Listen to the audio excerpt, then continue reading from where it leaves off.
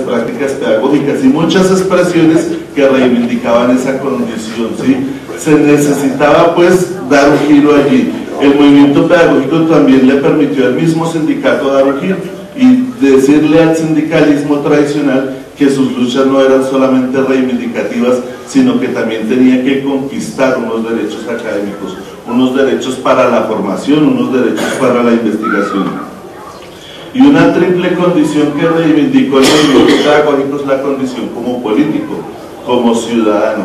No un ciudadano que se regula conforme a unas leyes, sino que un ciudadano que se empodera, que rige una ciudadanía política crítica, que es capaz de pensar la situación de la escuela, pensar la condición de sus estudiantes, pensar la realidad del país y apostarle a retos y a propuestas.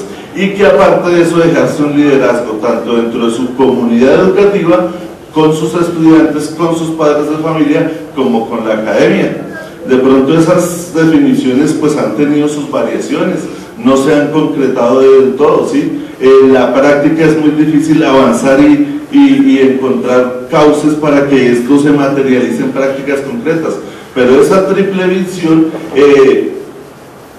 definió y demarcó unos límites frente a la concepción que había en el Estado.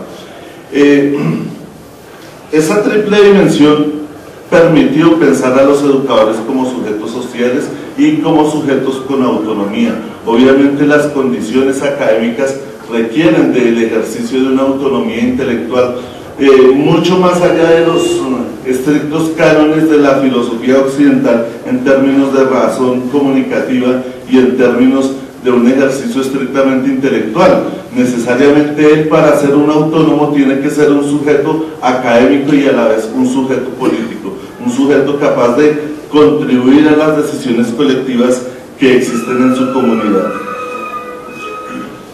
Esas son dos visiones que han sido contrapuestas, que han sido antagónicas, que están enfrentadas y hoy siguen enfrentadas, ¿sí? Siguen antagónicas, siguen en disputa y la legislación actual y las políticas actuales las están empoderando y están polarizando más esa visión.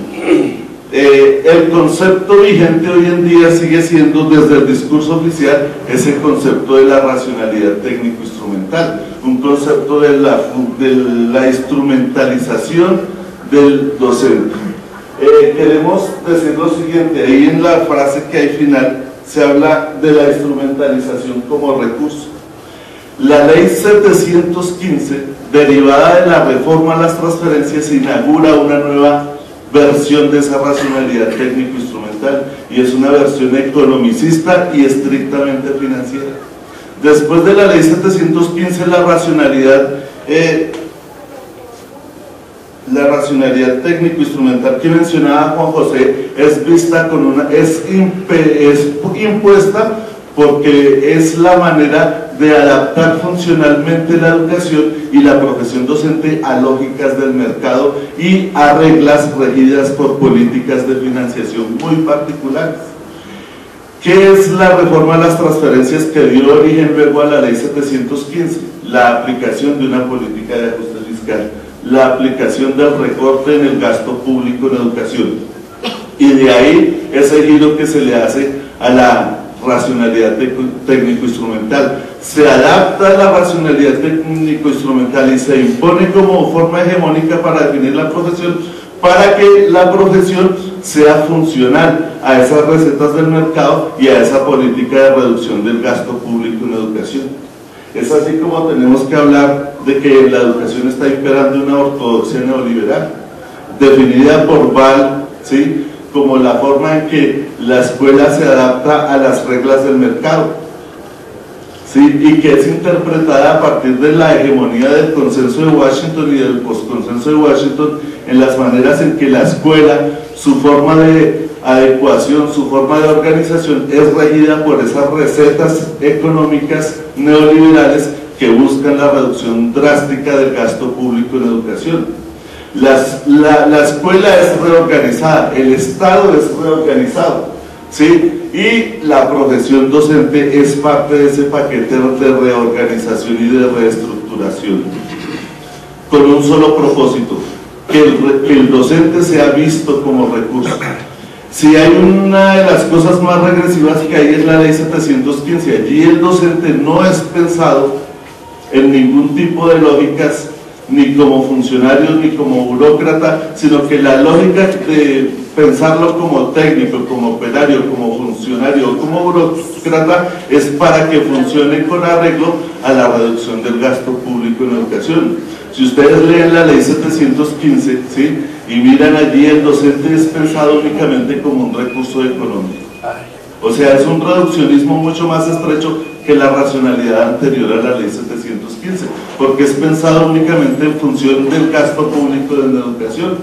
Si uno compara los documentos del COMPES y la visión que hay allí, incluso el documento sobre las reformas institucionales en Colombia producido por el Banco Interamericano de Desarrollo, también allí se hace énfasis de que el docente es un gasto que para el Estado es muy oneroso, y entonces se introducen recetas para aplicarlas al docente y a la profesión.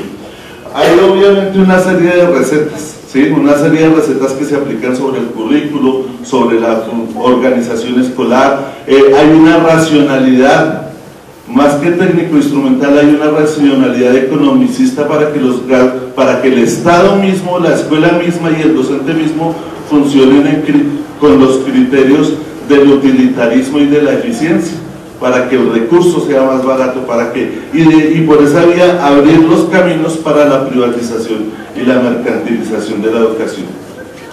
Y entonces, pasando pues al tema de la crisis de la cuestión docente, ese concepto se plasma en esa crisis, ¿sí?, porque ese concepto economicista, ese concepto del docente como recurso, es lo que genera dos situaciones particulares.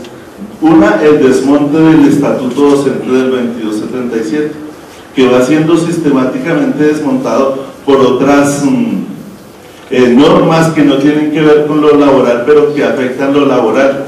Las mismas sobrecargas académicas, la misma reconfiguración de los modelos de gestión que hay en las instituciones educativas, o las políticas de acreditación y de certificación de la calidad en las normales y ahora en las instituciones educativas, son maneras de reestructurar la profesión docente, porque en la práctica cotidiana le implican al docente una serie de incrementos en sus tiempos de trabajo, en sus tiempos de hacer, en sus tiempos de pensar, se instrumentaliza su función, se empoderan los formatos, se generan una serie de encasillamientos y de lógicas puramente operativas y funcionalistas.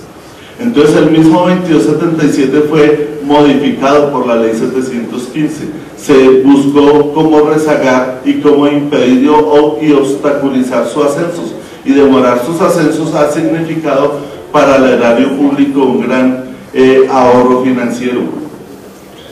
Otro elemento es que se ha buscado, pues se ha perseguido la formación académica, los programas de formación permanente de docentes, no se reconocen ascensos, no se reconocen méritos académicos, se ha desmotivado circunstancias especiales como los accesos las condiciones y los estímulos en zonas de difícil acceso. Existe toda una ausencia de incentivos a los docentes que investigan y que hacen innovaciones.